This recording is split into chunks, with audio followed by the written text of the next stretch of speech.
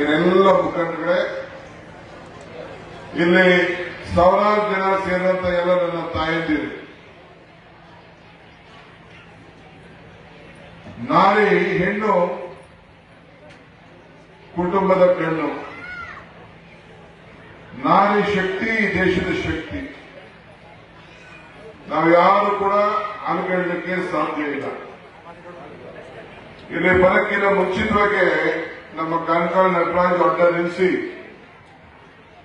ಇಲ್ಲಿ ಬರಬೇಕಾಗಿರುವಂತ ಒಂದು ದೇವಸ್ಥಾನ ಕರ್ಕೊಂಡೋಗಿ ಈ ಗ್ರಾಮ ದೇವತೆ ಹಣ ನೀನೇನ ಅರ್ಕೆ ಮಾಡಿಕೊಂಡ್ರು ಆಯ್ತದೆ ಅಂತ ಹೇಳ್ತಾ ಇದ್ರು.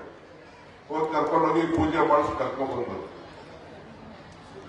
ನಾನು ಯಾಕೆ ಈ ಮಾತು ಹೇಳ್ತಾ ಇದ್ದೀನಿ ಅಂದ್ರೆ, ಈ ಭೂಮಿನ ಕರಿಬೇಕಾದ್ರೆ ಭೂತಾಯಿ ಅಂತ ನಾವು ಕರಿತೀವಿ. ಯಾವುದೇ ಊರಿಗೆ ಹೋದ್ರೂ ನಿಮ್ಮ ಗ್ರಾಮ ದೇವತೆ ಏನು ಅಂತ ಕೇಳ್ತೀವಿ. ನನಗೆ ಯಾರು ಇನ್ವಿಟೇಷನ್ ಕೊಟ್ರೆ, ಇಲ್ಲ ಬಾಲಕೃಷ್ಣಗೆ ಇನ್ವಿಟೇಷನ್ ಕೊಟ್ರೆ, ಬರೀ ಇನ್ವಿಟೇಷನ್ ನನ್ನ ಹೆಸರು ಡಿ.ಕೆ. ಶಿವಕುಮಾರ್ ಅಂತ ಕೊಡುದಿಲ್ಲ, ಇಲ್ಲ ಬಾಲಕೃಷ್ಣಗೆ ಡಿ.ಕೆ. ಬಾಲಕೃಷ್ಣ ಅಂತ ಕೊಡುದಿಲ್ಲ, ಇಲ್ಲ ಸುರೇಶ್ಗೆ ಬರೀ ಸುರೇಶ್ ಅಂತ ಕೊಡುದಿಲ್ಲ.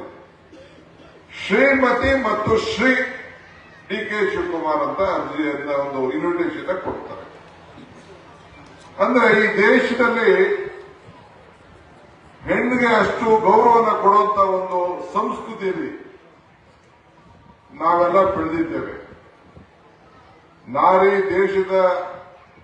ನಾರಿ ಶಕ್ತಿಯೇ ದೇಶದ ಶಕ್ತಿ. ಹೆಣ್ಣು ಸಂಸಾರದ ಕಣ್ಣು. ಅದಕ್ಕೂ ಆ ಹೆಣ್ಣು ಬದುಕಿದ್ರೆ ನಾವೆಲ್ಲ ಬದುಕದಂಗೆ ಅಂತ ಹೇಳಿ ಹಿಂದೆ ಹಿರಿಯರು ಹೆಣ್ಣೊಂದು ಕಲಿತರೆ ಶಾಲೆಯೊಂದು ತೆರೆದಂತೆ ಅಂತ ಹೇಳಿ ನಂಬಿಕೆಯನ್ನು ಇಟ್ಕೊಂಡು ನಾವು ಅನೇಕ ಕಾರ್ಯಕ್ರಮಗಳನ್ನ ಇವತ್ತು ನಾವು ರೂಪಿಸಿಕೊಂಡು ನಾನು ಬರ್ತಾ ಇದ್ದೇವೆ. ಇಲ್ಲಿ ಬಂದ ತಕ್ಷಣ ನನಗೆ ಈ ಮರಾಠಿಗಳ ತರ ನನಗೆ ಈಗ ರಾಜ್ಯ ಹೊಸದಾಗಿ ಶುರು ಮಾಡಿಸೋರು ಈ ಬಾಲಕೃಷ್ಣ ಈ ನಟರಾಜ್ ಸೇರಿ. ಏನಪ್ಪ, ನಾನು ಬೆಂಗಳೂರು ಕೆಂಪೇಗೌಡ ನಾಡಿನಲ್ಲಿ ಇದ್ದೀನಿ, ಶಿವಾಜಿ ನಾಡು ಕರ್ಕೊಂಡು ಹೋಗ್ತಾ ಇದ್ದಾರಲ್ಲ ಉತ್ತರ ಕರ್ನಾಟಕಕ್ಕೆ. ಇದು ನಮ್ಮ ಕನ್ನಡದ ಧ್ವಜ. ಬಣ್ಣ ಅರ್ಶನ ಮತ್ತು ಕುಂಕುಮ. ಅರ್ಶನ ಕುಂಕುಮ ಸೌಭಾಗ್ಯದ ಸಂಕೇತ.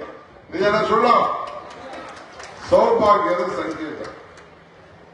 ಅದಕ್ಕೆ ನೀವೆಲ್ಲ ಕರ್ನಾಟಕದ ಸೌಭಾಗ್ಯರು ಅಂತ ಹೇಳಿ ಈ ಯೋಜನೆಯನ್ನ, ಗೃಹಲಕ್ಷ್ಮಿ ಯೋಜನೆಯನ್ನ ಇಂದಿರಾ ಗಾಂಧಿಯವರ ಮೊಮ್ಮಗಳು, ಸೋನಿಯಾ ಗಾಂಧಿಯವರ ಮಗಳು ಪ್ರಿಯಾಂಕಾ ಗಾಂಧಿಯವರನ್ನ ಕರೆಸಿ ನೀವು ಎಲ್ಲ ಕೆಲವರೆಲ್ಲ ಬಂದಿದ್ರಲ್ಲ ಕೆಲವರೆಲ್ಲ ಪ್ಯಾಲೇಸ್ಗೆ.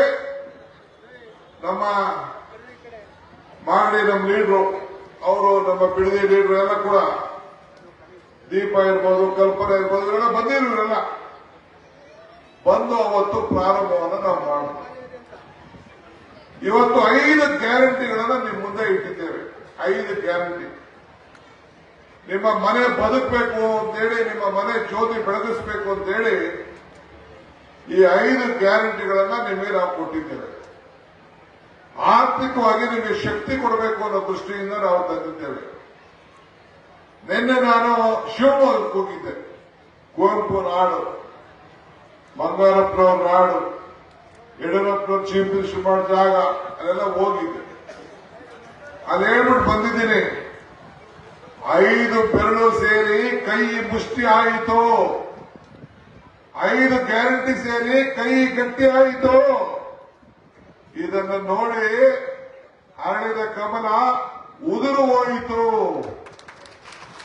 ತೆನೆಯಂತ ಮಹಿಳೆ ಯಾರೋ ನಮ್ಮ ಕುಮಾರಣ್ಣ ತೆನೆ ಬಿಸಾಕಿ ಮುದುರಿದ ಕಮಲವನ್ನು ಒತ್ತು ಹೋದಳು. ಈ ಕುಮಾರಸ್ವಾಮಿ ತೆನೆಯಂತ ಮಹಿಳೆಯನ್ನ ಬಿಸಾಕ್ಬಿಟ್ಟು ಕಮಲದ ಕತೆ ಮುರೋಗ್ಬಿಟ್ರು. ನಟರಾಜ ಈಗ ಕಮಲನ ತಪ್ಕೋತಾ ಇದ್ದಾರೆ. ಆ ಮಹಿಳೆ ಪರಿಸ್ಥಿತಿ ಏನಾಗಬೇಕು? 5 ಗ್ಯಾರಂಟಿ ಸೇರಿ ಕೈ ಗಟ್ಟಿ ಆಯ್ತು, ಕರ್ನಾಟಕ ಪ್ರಬುದ್ಧವಾಯಿತು, ಕರ್ನಾಟಕ ಸಮೃದ್ಧಿ ಆಯಿತು. ಹೆಂಗೆ ಎಲೆಕ್ಷನ್ ಟೈಮ್ ಬಂದಿದ್ದೆ ನಾನು ಬಿಡದಿಗೆ ಬಂದಿದ್ದೆ ಕೋರ್ಟ್ಗಳಿಗೆ ಬಂದಿದ್ದೆ. ಅಲ್ಲೇ ರಾಮನಗರಕ್ಕೆ ಹೋದ ಇಲ್ಲಿಂದ ಸೀದಾ ನಿಮ್ ಜಿಲ್ಲೆಯಲ್ಲೆಲ್ಲ ಹೋದ ನಿಮ್ ಕ್ಷೇತ್ರಗಳಿಗೆಲ್ಲ ಆಗೊಂದು ಮಾತು ಹೇಳಿದ್ದೆ, ಕಮಲ ಕೆರೆಯಲ್ಲಿದ್ದರೆ ಚಂದ, ತೆನೆ ಹೊತ್ತ ಮಹಿಳೆ ಹೊಲದಲ್ಲಿದ್ದರೆ ಚಂದ, ದಾನ ಧರ್ಮ ಮಾಡುವ ಕೈ ಅಧಿಕಾರದಲ್ಲಿದ್ರೆ ಮಾತ್ರ ಚಂದ ಅಂತ ಹೇಳ್ತೀನಿ ನಾನು. ಈ ದಾನ ಧರ್ಮ ಮಾಡೋ ಕೈ ಏನ್ ಮಾಡ್ತೀಗ?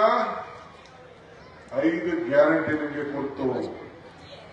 ನೀವು ಯಾರು ಕೂಡ ಬಿಲ್ ಕಟ್ತಾ ಇಲ್ಲ, 0 ಬಿಲ್ ಬರ್ತಾ ಇದೆ. ಕರೆಂಟು 200 ಯೂನಿಟ್ ವರೆಗೂ ನಿಜನಾ? ಕೈ ಎತ್ತಿ ಬರ್ತಾ ಇದೆ ಇಲ್ಲ? ಈ ಕಡೆ ನೋಡಿ ಎಲ್ಲ ಕೈ ಎತ್ತಾ ಇದ್ದಾರೆ ತಾಯಿಗಳು. 5,000 ಎಲ್ಲರೂ 200 ಯೂನಿಟ್ ವರೆಗೂ ಫ್ರೀ ಕರೆಂಟ್. ಎಲ್ಲರೂ ಬಸ್ಸಲ್ಲಿ KSRTC ಬಸ್ಸಲ್ಲೆಲ್ಲ ಫ್ರೀಯಾಗಿ ಓಡ್ತಾ ಇದ್ದಾರೆ. ಕೈ ಎತ್ತಿ ನೋಡೋಣ. ಮೊನ್ನೆ ಸುರೇಶ್ ಅವರು ನಮ್ಮ ರಾಮನಗರಕ್ಕೆ ಬಾಲಕೃಷ್ಣ ಸುರೇಶ್ ಎಲ್ಲ ಮಾತಾಡಿ 100 ಹೊಸ ಬಸ್ಸು. ಆ ಬಸ್ಸಸ್ ಏನಪ್ಪ? ಅಶ್ವಮೇಧ ಬಸ್ಸು. ಬಸ್ ಎತ್ತರವಾಗಿದೆ, ಜಾಸ್ತಿ ನಿಂತ್ಕೋಬಹುದು, ಒಂದೊಂದು ಸೀಟ್ ಜಾಸ್ತಿ ಇದೆ.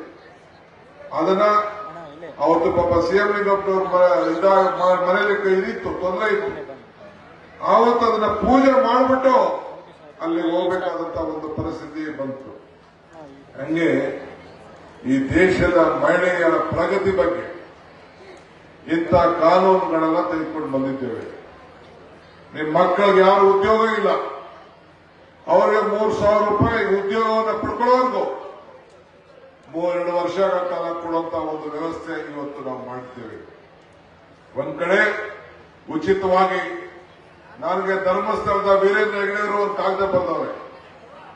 ಅವ್ರು ಹೇಳೋದು ನನಗೆ, ನಿಮ್ಮ ಗೃಹಲಕ್ಷ್ಮಿ ಯೋಜನೆ ಆದ್ಮೇಲೆ, ನಿಮ್ಮ ಶಕ್ತಿ ಯೋಜನೆ ಉಚಿತ ಬಸ್ ಬಂದ್ಮೇಲೆ ನಮ್ಮ ದೇವಸ್ಥಾನಗಳಿಗೆಲ್ಲ, ನಮ್ಮ ದೇವಸ್ಥಾನ ಮಠ ಮಾನ್ಯಗಳಿಗೆಲ್ಲ ಸಾವಿರಾರು ಜನ ಹೆಣ್ಮಕ್ಳು ಜಾಸ್ತಿ ಬರ್ತಾ ಇದ್ದಾರೆ. ನಾನು ಹೆಚ್ಚಿಗೆ ಊಟಗಳನ್ನ ಮಾಡಿಸಬೇಕಾದಂತ ಪರಿಸ್ಥಿತಿ ಬಂದಿದೆ. ಆದ್ರೆ ನಮ್ಮ ಉಂಡಿಗೂ ಕೂಡ ಜಾಸ್ತಿ ಬರ್ತಾ ಇದೆ.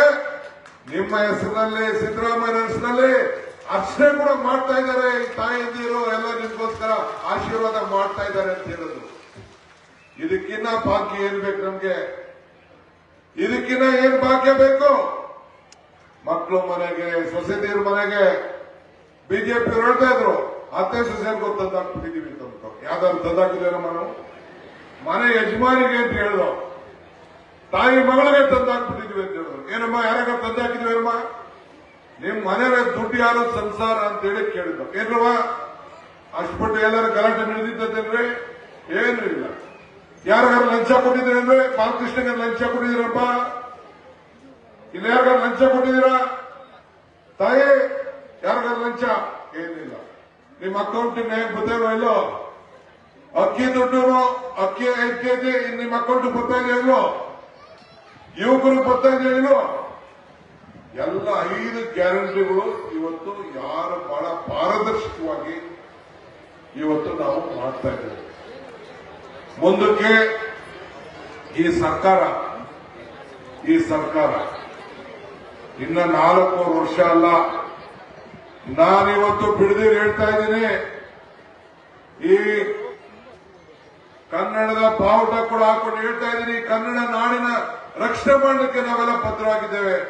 ಇನ್ನ 9 ವರ್ಷ ಈ ಸರ್ಕಾರ ಬಲಿಷ್ಠವಾಗಿ ನಿಮ್ಮ ಸೇವೆಯನ್ನು ಮಾಡ್ತೇನೆ ಅನ್ನೋ ಮಾತನ್ನ ಈ ಸಂದರ್ಭದಲ್ಲಿ ಹೇಳಿಕೆ ನಾನು ಮಾಡ್ತಾ ಇದ್ದೇನೆ.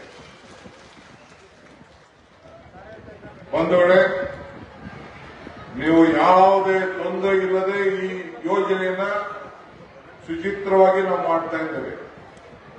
DK ಸುರೇಶ್ ಅವರು ನಿಮ್ಮ ಸಂಸತ್ ಸದಸ್ಯರು, ಪಾಪ ಅವ್ರನ್ನ ಸೋಲಿಸಬೇಕು ಅಂತ ಹೇಳಿ ಏನ್ ತಪ್ಪು ಮಾಡ್ತಾ ಇದ್ದಾರೆ. ಬಿಜೆಪಿಯವರು ದಳದವರಿಬ್ರು ಸೇರಿ ಏನ್ ತಪ್ಪು ಮಾಡ್ತಾ ಇದ್ದಾರೆ. ಪಾಪ ಕುಮಾರಣ್ಣ, ಮಂಜು ಇಬ್ರು ಸೇರಿ ಏನಲ್ಲಿ ರಾಮನಗರದಲ್ಲಿ ಚನ್ನಪಟ್ಟ ಯೋಗೇಶ್ ಪಾಪ ಇಬ್ರು ಏನ್ ಪಡೆದಾಡ್ತಾ ಇದ್ರು. ಅವರು ಇಬ್ರು ಬಹಳ ಒಂದಾಡ್ತಾ ಇದ್ದಾರೆ. ಮೊನ್ನೆ ಎಲೆಕ್ಷನ್ ನಡೀತು, ಪುಟ್ಟಣ್ಣ ಅಂತ ಗ್ರಾಜ್ಯುಯೇಟ್ ಕಾನ್ಸ್ಟಿಟ್ಯೂನ್ಸಿ ಎಲೆಕ್ಷನ್. ಅವರಿಬ್ರು ಸೇರ್ಕೊಂಡಿದ್ರು. ಏನಾಯ್ತು?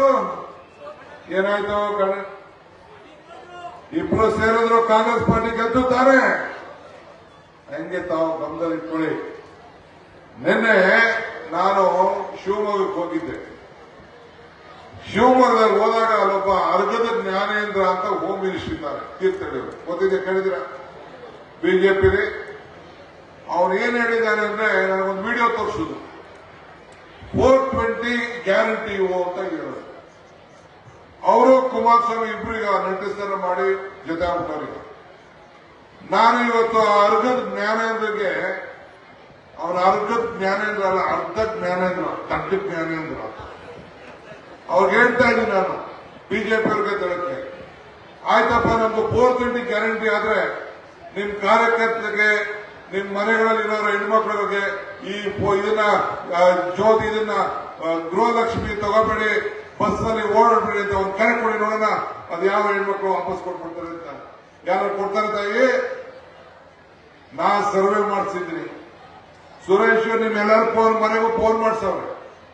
ನನ್ನ ಮನೆಯಿಂದ ಸುಮಾರು ಫೋನ್ ಬಂದಿದೆ. ಅವರೆಲ್ಲ ಹೇಳ್ತಾರೆ, ಅಣ್ಣ ನಾನ್ ತಳಕ್ ಹಾಕಿದ್ದೆ, ಅಣ್ಣ ನಾ ಬಿಜೆಪಿಗೆ ಹಾಕಿದ್ದೆ, ಈ ಸತಿ ಡಿ.ಕೆ. ಸುರೇಶ್ಗೆ ಹಾಕ್ತೀವಿ ಓಟ್ ಕಳ್ಳಣ, ಕಾಂಗ್ರೆಸ್ಗೆ ಓಟ್ ಹಾಕ್ತೀವಿ ಕಳ್ಳಣ, ಕೈಗೆ ಓಟ್ ಹಾಕ್ತೀವಿ ಅಂತ ಹೇಳ್ತಾರೆ. ಯಾರು ತಳಕ್ ಓಟ್ ಹಾಕ್ತವ್ರೋ, ಬಿಜೆಪಿಗೆ ಓಟ್ ಹಾಕ್ತವ್ರೋ ಎಲ್ಲರೂ ಸೇರಿ ಇವತ್ತು ಕಾಂಗ್ರೆಸ್ ಪಕ್ಷಕ್ಕೆ ಬೆಂಬಲವಾಗಿ ನಿಂತ್ಕೊಳ್ಬೇಕು, ಋಣ ತೀರ್ಸ್ಬೇಕು ಅಂತ. ಏನ್ ಋಣ? ತಾಯಿ ಹೃದಯ ಋಣ ಇದೆಯಲ್ಲ, ಆ ಋಣ ತೀರ್ಸ್ಬೇಕು ಅಂತೇಳಿ ಇವತ್ತು ಎಲ್ಲ ಕಾಂಗ್ರೆಸ್ ಕಡೆ ಇವತ್ತು ನಿಂತಿದ್ದಾರೆ. ಇಡೀ ಕಾಂಗ್ರೆಸ್ ಸರ್ಕಾರ ಈ ರೀತಿ ಮನೆಗೆ ಬೆಳಕು, 10 ಕೆಜಿ ಅಕ್ಕಿ, ಗೃಹಲಕ್ಷ್ಮಿ, ಶಕ್ತಿ ಅಂದ್ರೆ ಬಸ್ನಲ್ಲಿ ಹೋಗುವಂತದ್ದು ಯುವಕರಿಗೆ ಮಾಡೋದು. ಈ ಮಾತನ್ನ ನಾನು ಕಾಂಗ್ರೆಸ್ ಪಕ್ಷದ ಅಧ್ಯಕ್ಷನಾಗಿ ಹೆಣ್ಣಿಗೆ ಶಕ್ತಿ ಯಾರು ಕುಟುಂಬಗಳಿಗೆ ಅನ್ಯಾಯ ಆಗಿದೆ ಎಲ್ಲ ವರ್ಗದ ಜನರಿಗೆ ರಕ್ಷಣೆಯನ್ನು ಮಾಡಬೇಕು ಅಂತ ಹೇಳಿ ಇವತ್ತು ನಾವು ಮಾತನ್ನು ನಾವು ಕೊಟ್ಟಿದ್ದೇವೆ. ಆದ್ರಿಂದ ಬಂಧುಗಳೇ, ನಿಮ್ಗೆ 136 ಜನ ಕೆಲಸಿದ್ದೀರಿ, 136 ಜನರು ನೀವು ಕೆಲಸಿದ್ದೀರಿ. ಗ್ಯಾಸ್ ಬೆಲೆ ಜಾಸ್ತಿ ಆಯ್ತು, ಇನ್ನೂ 2,000 ರೂಪಾಯಿ ಯಾರು ಕೃಷ್ಣರವರ ನಾಯಕತ್ವದಲ್ಲಿ, ಸಿಎಂ ಲಿಂಗಪ್ಪನವರ ಮುಖಂಡತ್ವದಲ್ಲಿ, ರವಿಯವರ ಸಹಕಾರದಲ್ಲಿ ಇವತ್ತು ಈ ರಾಮನಗರ ಜಿಲ್ಲೆ ಬಹಳ ಉತ್ತಮವಾಗಿ ಕೆಲಸ ನಡೀತಾ ಇದೆ.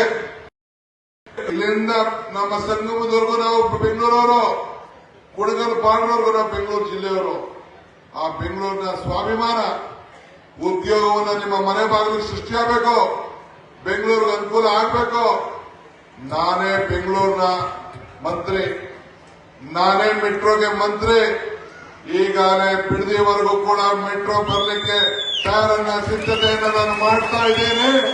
ಇದನ್ನ ಗಮನದಲ್ಲಿ ಇಟ್ಕೊಳ್ಳಿ. ಇದನ್ನ ಬಿಡದಿ ಪ್ರಾಧಿಕಾರ ಅಲ್ಲ, ಇದು ಮುಂದಕ್ಕೆ ಗ್ರೇಟರ್ ಬ್ಯಾಂಗ್ಳೂರ್ ಪ್ರಾಧಿಕಾರ ಒಂದು ಹೊಸ ಬೆಂಗಳೂರನ್ನೇ ಈ ಬಿಡದಿಯಲ್ಲಿ ರಚನೆ ಮಾಡಂತ ವ್ಯವಸ್ಥೆಯನ್ನು ನಾನು ಕಾರ್ಯಕ್ರಮವನ್ನು ರೂಪಿಸ್ತಾ ಇದ್ದೀನಿ ಅನ್ನೋ ಮಾತನ್ನ ಹೇಳಿ, ನಿಮ್ಮ ಆಶೀರ್ವಾದ ನಮ್ಮ ಮೇಲೆ ಇರಲಿ ಅಂತೇಳಿ ಎಲ್ಲ ನನ್ನ ತಾಯಂದಿರಿಗೆ ಮುಂದಕ್ಕೆ ಎಲೆಕ್ಷನ್ಗೆ ನೀವು ಯಾರು ತಳಕ್ ಹಾಕಿರೋ, ಬಿಜೆಪಿಗೆ ಹಾಕಿರೋ ನೀವೇ ಮಾತಾಡ್ತಿದ್ದಾನೆ ಅಕ್ಕಪಕ್ಕ ಎಲ್ಲರಿಗೂ ಹೇಳಿ ಡಿ.ಕೆ. ಸುರೇಶ್ ಅವರಿಗೆ ಗೆಲ್ಲಿಸಬೇಕು ಅಂತ ಹೇಳಿ ಪ್ರಾರ್ಥಿಕೊಂಡು ನನ್ನ ಮಾತು ಮುಗಿಸ್ತೇನೆ. ಜೈ ಹಿಂದ್, ಜೈ ಹಿಂದ್, ಜೈ ಕರ್ನಾಟಕ, ಜೈ ಕಾಂಗ್ರೆಸ್ ಪಾರ್ಟಿ.